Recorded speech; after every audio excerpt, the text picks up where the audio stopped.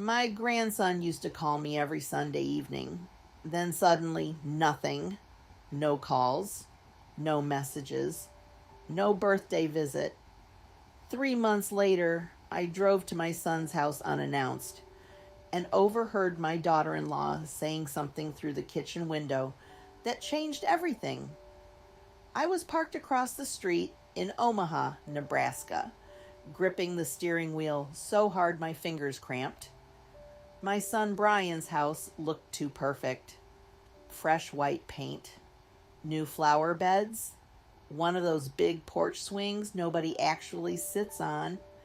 I hadn't even made it to the front door yet when I heard Melissa's voice through the open kitchen window. She still thinks Tyler cares about her more than us, she said with a laugh. Once the trust paperwork is done, there's no reason for him to keep pretending. I froze. Then Brian answered, lower, calmer. Just keep him away from her until the hearing's over.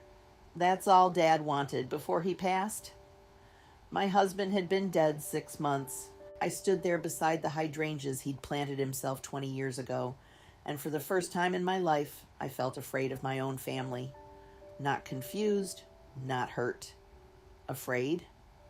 Tyler was my grandson, 17 years old, sweet boy, quiet. He used to sit on my kitchen counter eating cereal straight from the box while telling me about school. Every Sunday at 7 sharp, he called me, sometimes for 5 minutes, sometimes for an hour. Then one day, silence. I should have knocked right then. I should have marched inside and demanded answers. But something in Melissa's voice stopped me cold. There was satisfaction in it, like they'd already won something. I backed away from the window slowly and got back into my Buick before they saw me. My hands were shaking so badly I dropped my keys between the seats. I sat there trying to breathe while memories started crashing into me all at once. My husband Walter in hospice whispering, "Don't let them pressure you after I'm gone." Brian insisting on handling the estate paperwork before the funeral flowers had even died.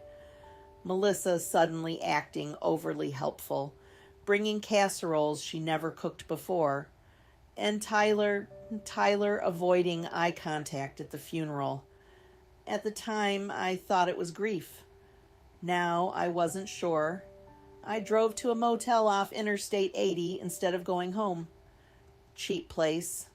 Smelled like old cigarettes and bleach. I locked the door behind me and sat on the bed, staring at Walter's old leather folder in my lap. I hadn't opened it since the funeral. Inside were insurance papers, land records, and one sealed envelope with my name written in Walter's shaky handwriting. I opened it carefully. Eleanor, if Brian starts pushing about the property too quickly, don't sign anything until you speak to Frank Delaney. Promise me. And watch how they treat Tyler. That last sentence made my stomach turn. I reached for my phone and called Tyler's number for the 20th time that month, straight to voicemail. "Tyler," I said quietly after the beep. "It's Grandma. I'm in town. I just want to know if you're all right." I hung up and stared at the motel wallpaper peeling near the ceiling. 10 minutes later, my phone buzzed. Not Tyler. Melissa. Her message was only one sentence. "You should have called before spying on our house." I didn't answer Melissa's message. I turned the phone face down on the motel nightstand and just sat there listening to the air conditioner rattle like it was dying inside the wall. My chest felt tight. Not panic exactly. Something colder. Walter and I were married 48 years. He wasn't a dramatic man. If he wrote a warning down, it meant he'd spent a long time thinking about it first. And now he was gone. Which meant whatever he suspected, he left me alone to face it. Around midnight, another message came through. This one from Brian. Mom, you're upsetting Tyler. Please stop making this harder. That sentence bothered me worse than Melissa's. He didn't say Tyler was fine. He didn't offer for me to see him. He didn't ask where I was staying. Just stop making this harder. I barely slept. Every little sound outside the motel room jerked me awake. By morning, my nerves felt scraped raw. I drove straight to Frank Delaney's office downtown. Frank had handled legal work for Walter since the 70s. He looked older now, thinner, but when he saw me walk in without an appointment, his face changed immediately. "Eleanor," he said softly, "I was wondering when you'd come." That hit me hard. "You were expecting me?" He closed his office door before answering. "Walter asked me to wait. Said if you came in alone, there was probably a reason." I sat down slowly. Frank opened a drawer and pulled out a thick file with Walter's name on it. My husband's handwriting stared back at me from little sticky notes attached to the edges. "He was worried about Brian," Frank said carefully. I felt my stomach drop. "Worried how?" Frank hesitated. "Your husband believed Brian was under serious financial pressure." More serious than he admitted. I stared at him. "No. Brian and Melissa just remodeled that whole house." Frank gave me a tired look. "Exactly." Then he slid papers across the desk. Credit liens, business losses, second mortgages, private loans. The numbers made my head swim. "They're drowning," Frank said quietly. "Walter discovered it last year." I could barely process it. Brian always acted successful. Country club dinners, expensive vacations. Melissa posting smiling family photos online every other day like their lives were perfect. Meanwhile, they were bleeding money behind closed doors. "Walter changed portions of the trust before he died," Frank continued, "especially regarding the farmland and Tyler's future inheritance." That got my attention immediately. "What do you mean, Tyler's inheritance?" Frank folded his hands. "Your grandson receives a controlling share at 21, unless he signs certain authority rights over beforehand." A cold feeling crept up my spine. Authority rights? Management control, access permissions, asset liquidation recommendations. Frank paused. Brian was very interested in obtaining them early. My mouth went dry. "No," I whispered. Frank looked at me steadily. "Walter thought they were pressuring Tyler." For a second, I couldn't even speak. Then one memory came roaring back so fast it made me dizzy. 3 months earlier, Tyler sitting at my kitchen table, twisting his hoodie strings around his fingers. "Dad says I should start acting more responsible about family things," he'd said quietly. I remembered asking what that meant, and Tyler saying, "They keep wanting me to sign stuff." At the time, I thought it was college paperwork. God help me, I thought it was college paperwork. Frank leaned forward. "Eleanor, there's something else." His voice had changed, more serious somehow. "What?" He opened another folder slowly. "Walter hired a private investigator 2 months before he died." I stared at him. "For what?" Frank looked me directly in the eyes. "To find out why Tyler suddenly stopped wanting to be alone with his father." Frank didn't say anything else right away. He just let the silence sit there between us while traffic moved outside his office windows. I could hear a siren somewhere downtown, a copier running in another room, completely ordinary sounds while my whole world quietly split open. "Why?" I finally asked. My voice barely sounded like mine. Why would Walter think something like that? Frank rubbed his jaw slowly. "Because Tyler told him things." I felt sick instantly. What things? He never gave full details, Frank said carefully.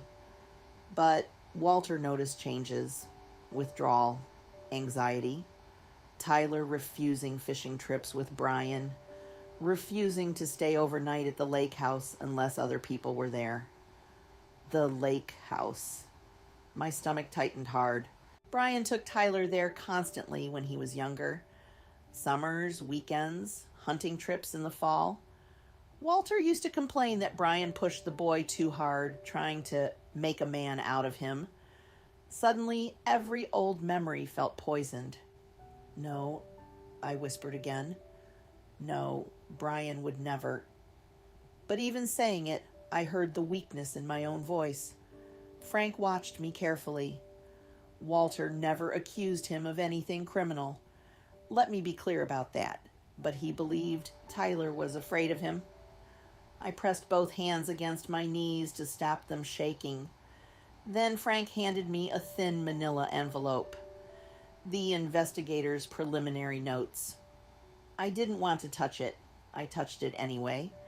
Inside were typed observations, dates, behavioral notes, interviews with teachers and a school counselor. Most of it sounded clinical until one line near the bottom made my blood run cold. Subject becomes visibly distressed when discussion shifts toward father controlling inheritance assets. Another line underneath.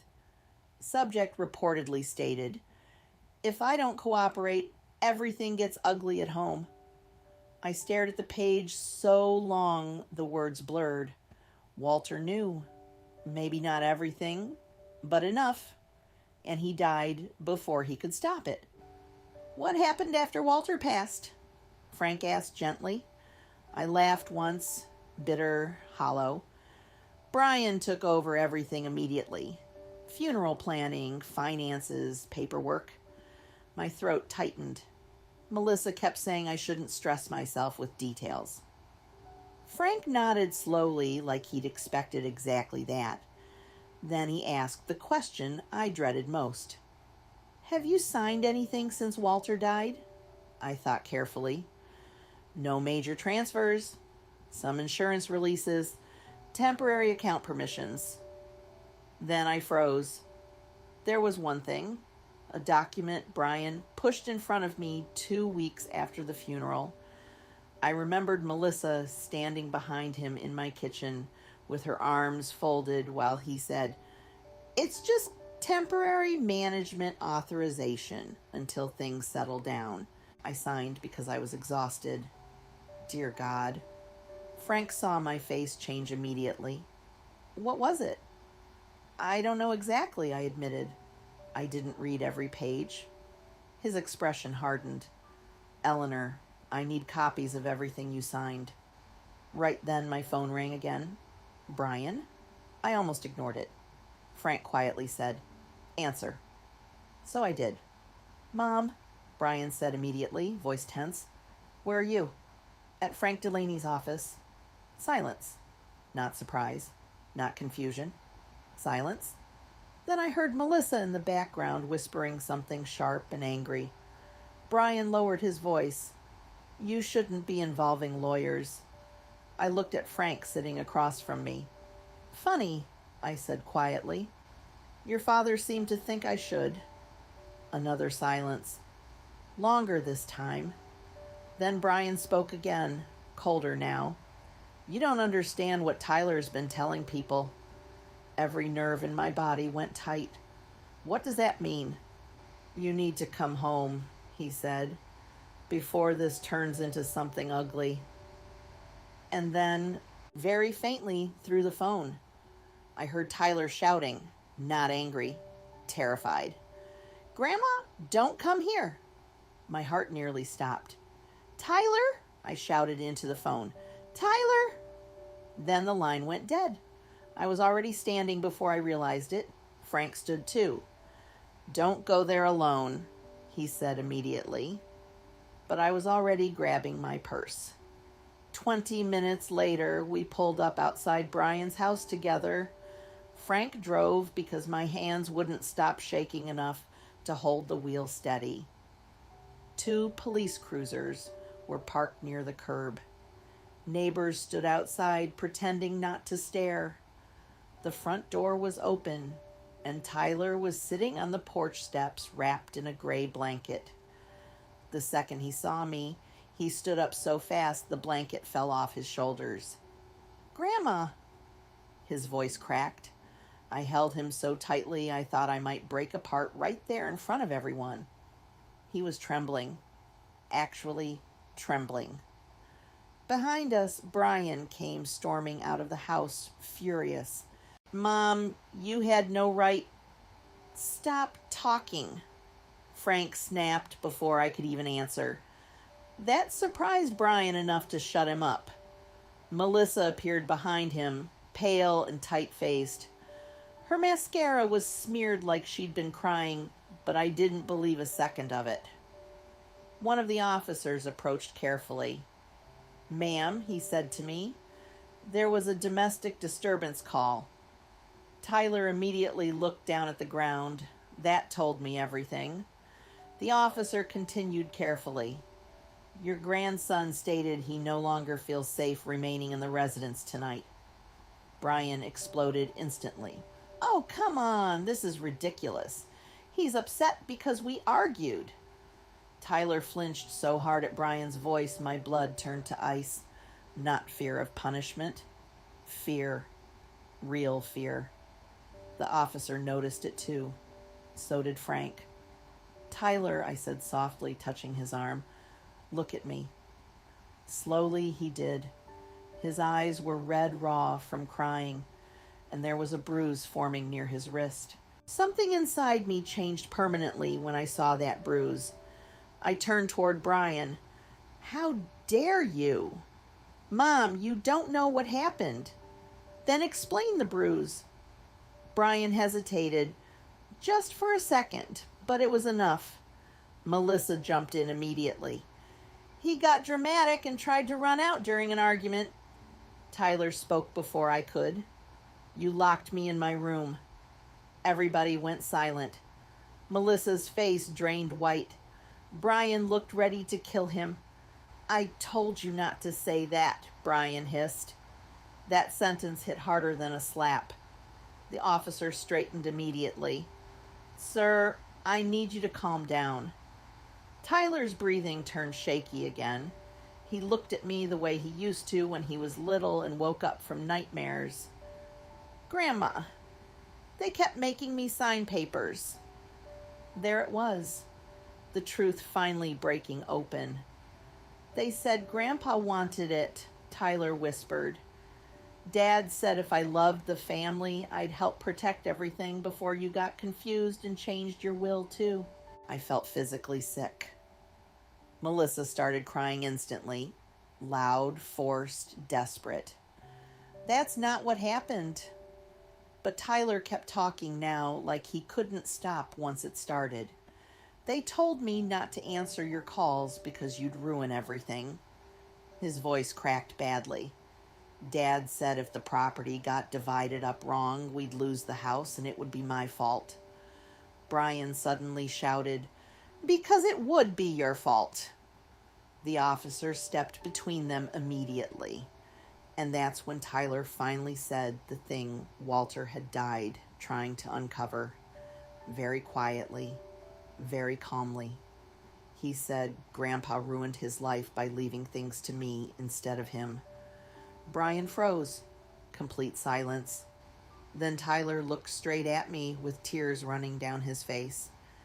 "And after Grandpa died, Dad started drinking every night and saying he wished I'd never been born because none of this would have happened if I didn't exist." Nobody spoke after that. Not me. Not Melissa. Not even Brian. The porch light buzzed overhead while Tyler stood there shaking in front of the entire neighborhood, finally saying out loud what they'd buried inside that house for months. The officer turned toward Brian slowly. "Sir, is there alcohol in the home tonight?" Brian laughed once, ugly, bitter. Oh, now I'm some kind of monster? Tyler stepped closer to me immediately. Instinct, like his body already knew where danger was. That destroyed whatever denial I still had left. Melissa started pleading then, fast, panicked, saying they were under pressure, saying Brian lost money after Walter changed the trust, saying Tyler misunderstood things, but nobody was listening anymore. Not after the bruise, not after the locked bedroom, not after I wish you'd never been born. One officer went inside with Brian.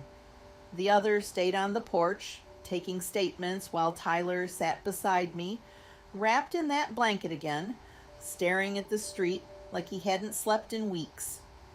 Frank crouched beside him gently. Tyler, did they ever physically force you to sign anything? Tyler swallowed hard, then nodded. Melissa made a sound behind us, like she'd been punched. It was only once, Tyler whispered. Dad grabbed my wrist and shoved the pen in my hand. I closed my eyes. My own son.